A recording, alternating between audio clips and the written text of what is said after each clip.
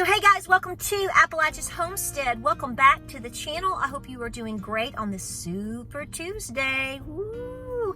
How'd you like your Facebook and Instagram and whatnot going out earlier today? Might want to think about that. A lot of things going on. How is your preparedness going? But hey, welcome back to the channel. If you're new here, welcome in. Let's talk about something very important. I'm actually going to answer a commenter's question. I'm gonna call you Mr. Charlie, okay? I'm gonna call you Mr. Charlie, and I think your name's Charles, and I'm gonna call you Mr. Charlie. So somebody asked a very important question, and I think it's worth noting this important topic. So actually, if you have been following my channel for a little bit, couple of years, we've actually talked about this multiple times, ironically, multiple times. Multi-generational living. So Mr. Charlie wanted to know, he was very sweet about it. He was asking about basically my thoughts. He was asking about, has my family considered, or have we talked about, or have I made a video about, he may be new to the channel, about my sons moving back home because of what he feels, what I feel, what you may also feel is coming. A lot of you are already experiencing this. Here's the fact of the matter. I have 3 sons. My 2 younger sons still live at home. They are in school, they are in college, but they live at home, okay? So to that, at this time, they are already here and probably will be here until they at least graduate, okay? So that's already set up, right? Okay. My oldest son, as you know, he just turned 24. He is married and he's been living out on his own for a couple of years. Very independent. He is working, doing great. His wife is working. Love her. Everything is great. But they are out living on their own, okay? So there's that. However, we have talked about this before. Yes, I will admit to you, and I think a lot of you are thinking the same if you're not already doing so. You have come to the realization and have accepted the fact or are already living in the situation of you may have different people living with you. It doesn't necessarily have to be just your children. It may be your grandchildren. It may be your parents. It may be some siblings. I do think that we could very likely see a time come when exactly, as you know, I don't have a crystal ball, that, things will continue to deteriorate, especially with our economy, because they're lying to you. People are losing their jobs. Things are continuing to get out of hand in terms of rent. People can't get by. I mean, there's so many things that are so expensive now.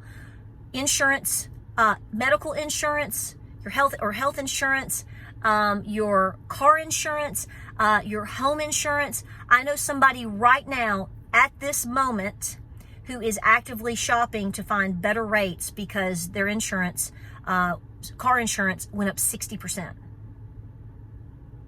Came home, got the notice, came home, did the math, and has gone over the last 2 years. We're looking at this individual is looking at a 60% increase on his insurance. So he is shopping. He's trying to, it's crazy.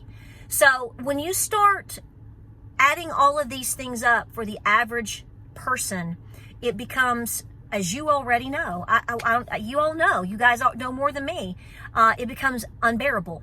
A couple of years ago, maybe 2 years ago, we pretty much came to the conclusion that we were probably going to be the spot in which my son and his wife could move back to. They may not, this is all hypothetical. They may choose to, if they have to move, they may move back with her parents. Somebody, it just depends. They're going to want to be somewhere where they can hopefully find a job, and be able to have family and be safe. So that's what matters, okay?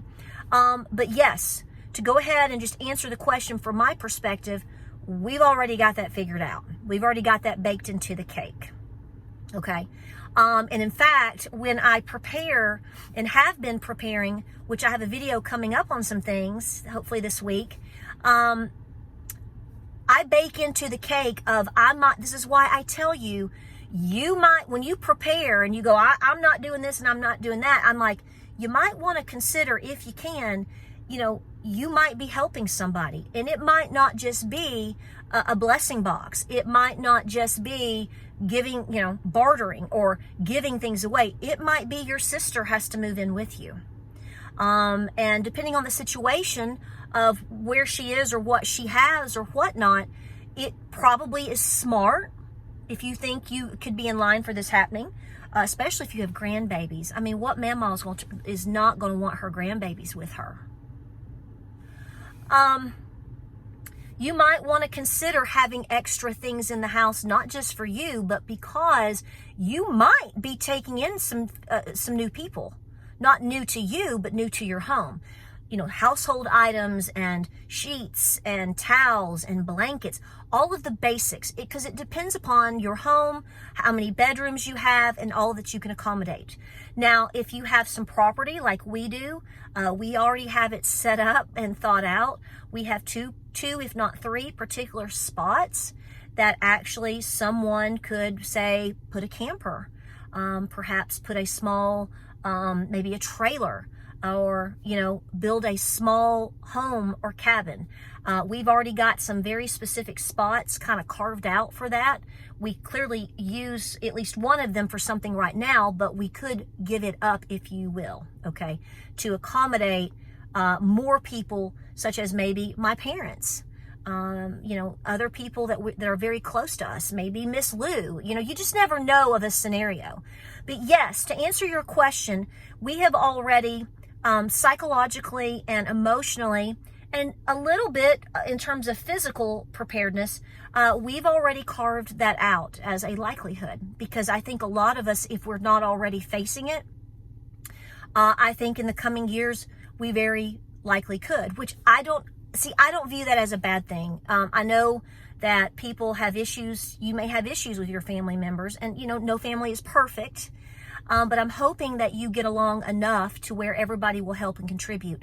Clearly, there's a lot of things to work out when this happens. I'm not telling you to consider having somebody just come and be a loafer and take advantage of your goodness and your kindness.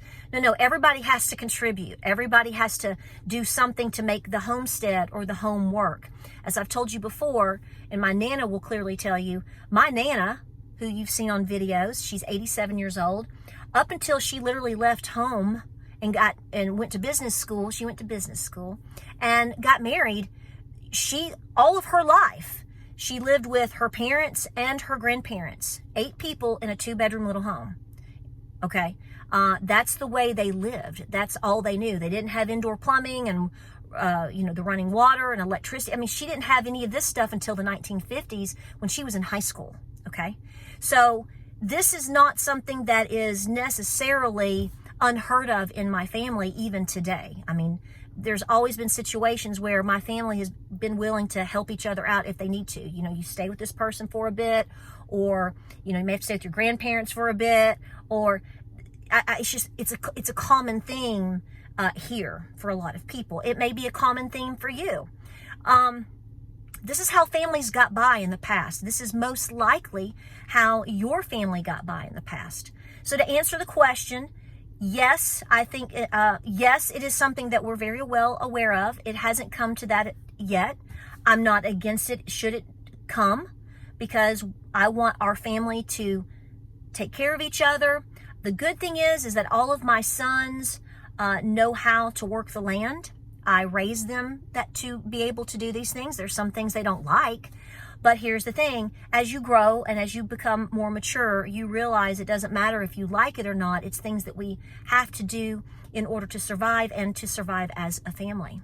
So to close, personally, I mean, clearly everybody's situation, financial situation, living situation, family situation, friend situation, is very different. And I'm not telling people to do things that they shouldn't do or don't want to do or are uncomfortable with. I want you safe, okay?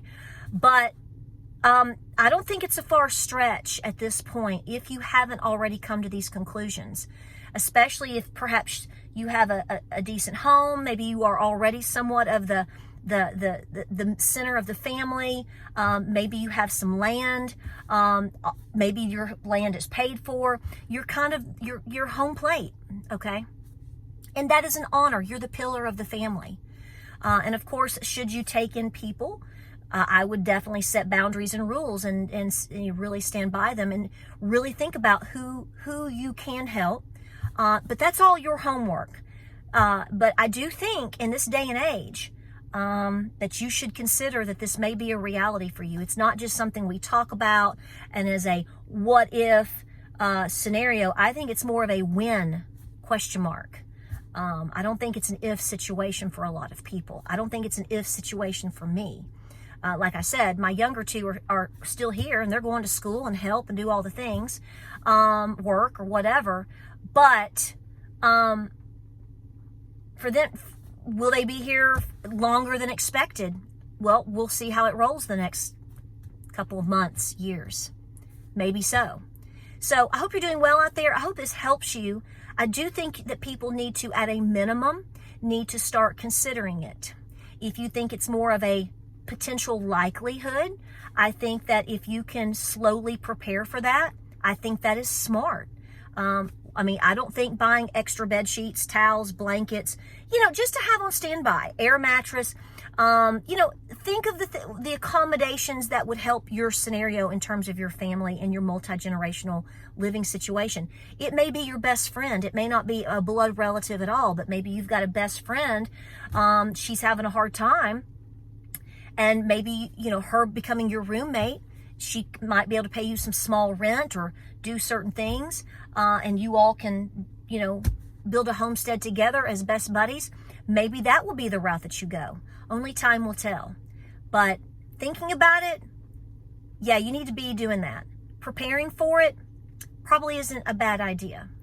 What's it going to hurt? Because should a sudden scenario happen, you know that you are prepared for that too. And you've got items, if that doesn't happen, that will continue to carry you through. Or at a minimum, perhaps you can donate to these people that are close to you that are in a tough scenario. This is why I tell you over and over, do for you, prepare for you, keep doing and doing and doing. But in the back of your mind, go ahead and be thinking about the reality of you will be helping somebody that you know and love one way or another. I think that's baked into the cake too.